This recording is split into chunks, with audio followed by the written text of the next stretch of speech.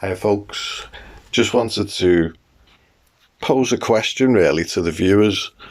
Have you ever really considered why there's so much heroin, crack cocaine, fentanyl, all this type of stuff always available on the streets? You know,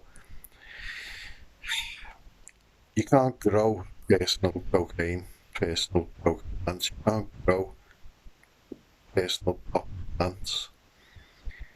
Those things are protected, and yet it's never going to be something on the agenda for governments to stop, which points in the exact direction of who's running that. So while they take the moral high ground, so, in media that they run, that they paid for, run, then what is it about the average, the daily man on the streets to be stopping it when governments are getting paid by both sides to charging your taxes, taking the moral high ground, and yet streets are flooded not only in a particular country, but particularly all countries. Why is the need for these things to be available on the streets? Why can people not survive without the it's treachery really? Why can people not survive without the actual stimulant? The stimulant, even though say heroin or the ice or these things, ecstasies. Why is it that governments aren't leading people into having life? We don't need these stimulants.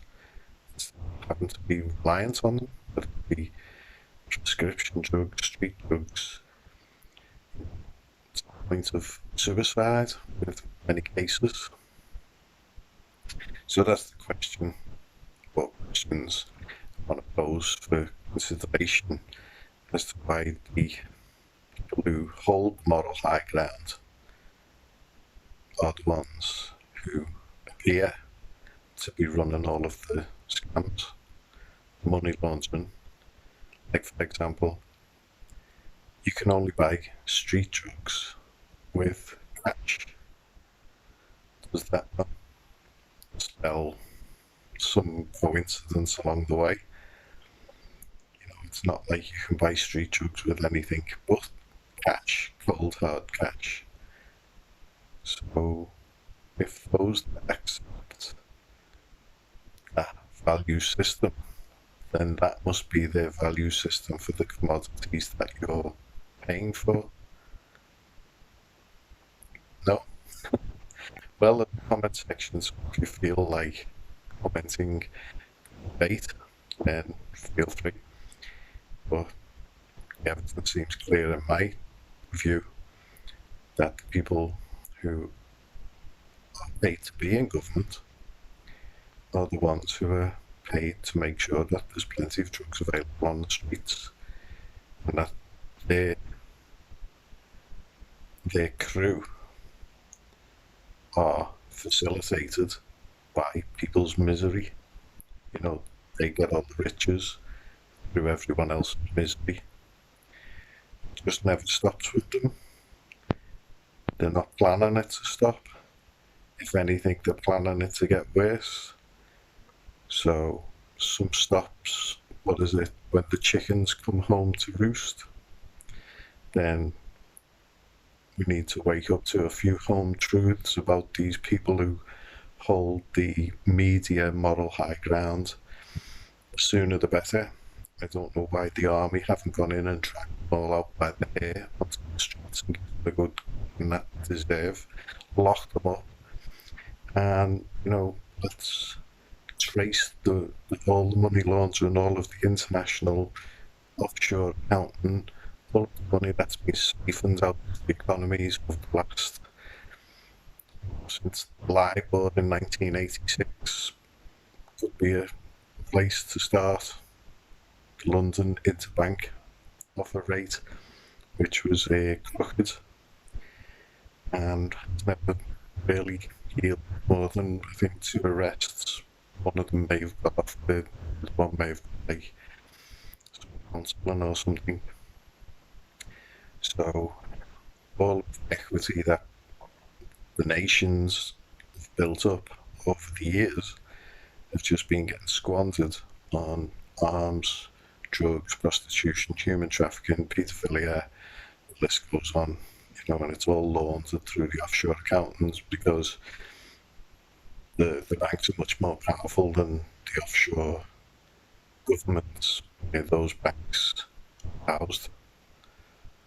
So again, allowing corporate monsters to grow bigger than nations' own governments when all of the money in circulation is derived from the nations.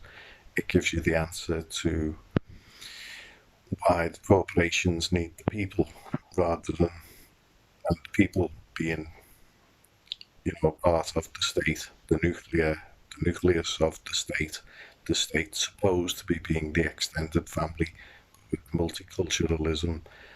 The family is just crushed, and no one's ever been asked. They want multiculturalism. No one's ever been asked, do they want drugs all over the streets? All this liberal theology has just been foisted and will continue to be because it's serving the purpose of their agenda, the moral high ground is what's the moral high ground. No one's allowed to offer an alternative moral high ground that doesn't suit the liberalist agenda for degeneracy, mass murder, abortion, suicide, child genital mutilation, all of these things that for thousands of years have not been counted as being part of our culture, but now are just getting poured on us in buckets. And referendum is being held, the whole government structure is aloof from the will of the people. So if there is a military person listening, then question yourself, why aren't they going in and dragging those moral high ground keepers out by the hair and giving them the kicking they deserve for the well-warranted crimes that have been committed. I mean, the well-warranted justification of dragging them out for the crimes they've perpetrated. And you can't say that they have because the economy reflects that they have. If the economy didn't reflect that they have, then we wouldn't have COVID-19,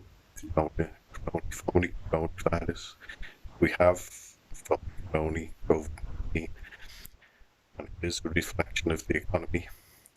But Israel's just signed some deals with UAE and the whole 32 Arab nations who have been against Israel are now signing up for anything Israel wants. Israel's about to become the big leader in oil and whatever else, nuclear arms.